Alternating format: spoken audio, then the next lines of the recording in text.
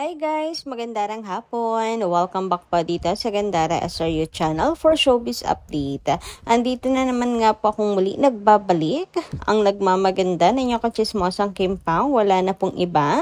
Ang lukaret na si Gandara SRU upang maghatid sa inyo ng latest update and fresh happenings patungkol kina Kim Chiu and Paula Avellino. And para sa hapong ito, ang pag-uusapan naman po natin ay ang magkaibang update ng Kim Pao. Yes, kanya-kanyang ganap nila Kim and Paolo ngayon ang ating pong pag-uusapan. So, both active naman po sila parehas ngayon. Pero bago po ang lahat, sa mga hindi pa nakaka-subscribe sa ating channel, maaari lamang na pindutin po ninyo ang subscribe button natin at notification bell na riyan sa baba upang kayo ay maging updated at ma-notify tuwing may bago tayong chika at balita hinggil sa Kim Pao. Basta mga balita na may kinalaman kina Kim Chiu and Paula Avellino, sagot na po natin yan. And ito, unahin natin pag-usapan ang Sinulog 2026 sa Cebu. Ayan, Viva Fit Senior sa lahat. So, si Paula Avellino, kasama po ang Wiltec Farm. Nandyan sila sa Sinulog sa Cebu. Present po si Papi Paolo at napakapogi. Nagpasabog po siya ng kilig tiyan. Grabe, tingnan nyo naman yan, oh. Diba? Parang kumikinang-kinang napakapogi talaga ni Pao. Pero medyo malungkot yung iba kasi umaasa sila na si Kim nandyan din sana po sa Cebu. Pero walang Kim po doon. So tanging float lang ni Paolo ang ating pong pag-uusapan dito sa Cebu dahil wala po si Kimi. Nalungkot din nga, doon pa lang po sa pagpunta ni Pao sa Cebu na mag-isa siya. Ayan mag-isa po siya. Hindi po niya kasama si Kimi, mag-isa po siyang pumunta ng Cebu. Kasi ito na lang yung inaasahan ng mga fans na at least kung magkaiba man ng float sila Kim and Paolo, magkasabay silang pupunta ng Cebu, pero hindi. Wala pong float at hindi rin po magkasamang pumunta ng Cebu silang dalawa, si Kim at si Paolo. Pero wag kayong mag-alala at wag po kayong masyadong malungkot, 'di ba? Hindi naman laging ganito ang Kim Pao. May mga pagkakataon lang talaga na sa mga trabaho nila hindi sila laging magkasama like Kim. 'Di ba kapag kasi Kim may mga endorsement, usually naman hindi po kasama si Pao. So, ganun lang din yon. Huwag tayo magtampo kay Pao na ano ba yan? Si Pao pumunta pa doon. Wala naman si Kim Chiu. Huwag po tayo, kasi syempre, nakakontrata si Pao sa Wiltec. Alam mo, hindi siya sumipot doon. Di ba? Kayo ba magbabayad ng danyos? Kayo ba magbabayad kung sakali na hindi tumupad sa usapan si Pao? Hindi rin naman, di ba? So, yan na po natin sila. Si Kimi naman po, mabait. Naglapag po siya ng ayuda para hindi po tayo masyadong malungkot. Hindi kayo masyadong malungkot. Ako kasi okay lang. So, para hindi kayo malungkot, narito ang update ni Kimi. Ayan, parang late upload siguro to, or sadyang ito ang kaganapan niya this Sunday. Meron po siyang bagong IG post, which is this, para naman hindi kayo malungkot. At least may kanya-kanyang ganap sila Kim and Paolo. Parehas silang may update. Kompleto pa rin, buo pa rin ang puso po natin kasi parehas po silang may ganap. Kaysa naman sa yung isa, missing in action talaga, manguhula tayo kung nasaan, ganyan.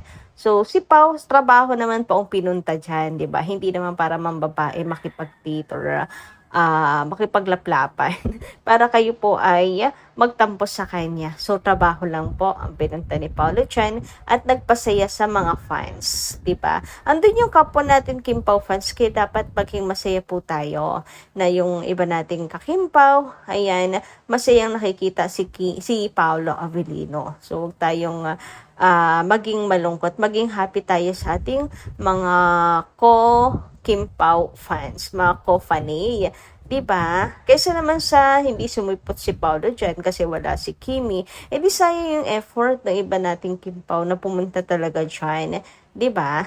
So, lawakan po natin ang atin pong mga isip. at pang-unawa. Saka si Paolo, balot na balot naman po nung pumunta po doon sa ano. So, hindi para makipaglampungan, 'di ba? Anyway, dumako tayo sa comment ngayon ni Miss Norma Dayag. Sabi niya dito, Gandara, in your caption, very exciting. True na they will have their vacation trip. Wow, happy we are. Parang si Paolo ay very much concerned about kay Kim. Parang nasa honeymoon stage na sila. Gandara, ayon kay Ate Twinkle sa Cebu daw, gaganapin ang kasal nila. God bless them both. May nabasa ako tungkol kay Ate Twinkle. Well, na-update na po natin yun sa inyo na nakaraan, diba? Ayan, good AM Gandara, ABS-CBN, no need for collab ng movie for Kim Pao and Econin. Ayan, let the Econin have their own movie so that their management surely know who is bankable among them. Kim Pao can manage to have their own movie. So please, no collab. Movie for Econin and Kim Pao. Proven and tested naman ang Kim Pao. Bankable stars ang Kim Pao. God bless them both. So dito muna tayo sa kasal. Huy sa Cebu. Ay, nakaka-excite naman yan. Meron kasi nag-vlog. Isang vlogger lang sa FB na kung saan si Ate Twinkle daw talaga nag-convince na pakasal na yung dalawa. And wala naman, kumbaga ay hayaan ang maging masaya yung dalawa, ganun daw. Tapos eto update ni Miss Norma Dayag na sa Cebu daw gaganapin ang kasal. Masyadong mainit ang term na kasal sa Kim Pao ngayon. Na para bang totoo na talagang ikakasal ang Kim Pao. Pero wala pang date. Wala namang balita pa talagang sila Kim and Paolo na ina-announce or malapit po na kaibigan sa kanila. So well, let's see kung kailan ba yung kasal na yan at masyadong hit na hit sa social media. Ayan, masyadong mainit daw sa pinto ngayon sa social media. Kasi nakaka-excite naman bilang fan talaga, 'di ba? Pero sa ngayon, panalangin natin na sana totoo lahat ng ito.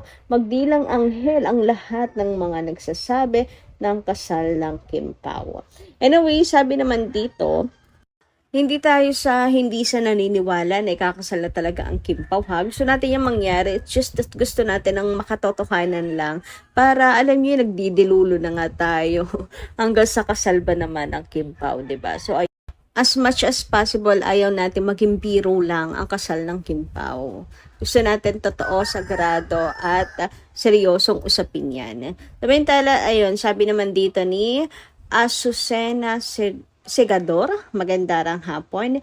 Tama, nagbebe wave o nag-hi si kay Paolo nang nakatalikod si Echo. Double shooter talaga yan si Janine para hindi makita ni Echo.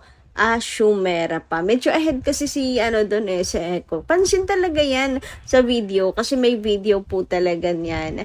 At kung wala mang intensyon na masama si Janine doon, just hi kay Paolo. Ayun, hindi maiwasan mabigyan po ng mali siya ng mga fans, ng Kim Pao fans, diba? Bigyan ng masamang kahulugan. Kasi, ayun, sakto kasing nakatalikod pa si Echo, nakatalikod pa si Kim. So, grabe namang pagkakataon yan.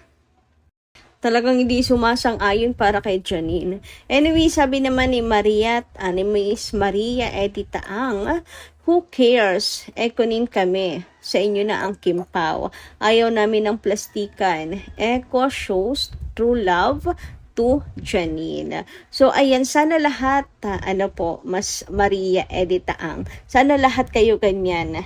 Ang kalawak kayong isip na Ekonin lang at totoong mahal ni Echo si Janine at hindi na nanggugulo sa Kim Pao. Okay? Yes, amin na talaga ang Kim Pao. And hindi kami lilipat sa kung sino man. Kim Pao kami hanggang dulo talaga. And sana, ayun, kanya-kanya na lang, walang pakilmanan. Sana masabi nyo rin sa inyong kapwa kay Kunin na tigilan na ang Kim Pao fans para walang gulo. Kanya-kanyang iwas na lang sana kung ayaw talaga ng gulo, 'di ba? May paraan. Pero wala Masyadong iba anong kay Kim Chu. Kagaya nung sa pag-high, o 'di ba? Kaya na nadadali ngayon yung pag-high ni Janine kasi may mga nagkakalat na talagang ang gusto pa rin ni Paulo ay si Jay dahil si Paulo talaga umalis daw sa tabi ni Kim para mag-high at bumeso kay Janine. So may mga ganun. So sinong hindi po matitrigger, sinong hindi po pinoprovoke ang mga Kim Pao fans. So sinong hindi papatol sa ganun. So sana lahat ng Econine ganito na kanya-kanya walang pakalmanan, di ba? Yun na yung Econine amin ng Kim Pao. Period. So, yun lang po muna ang ating update. Maraming salamat po sa inyong pakikinigan. Kita-kits po muli sa mga susunod nating chikas. Marami pong salamat.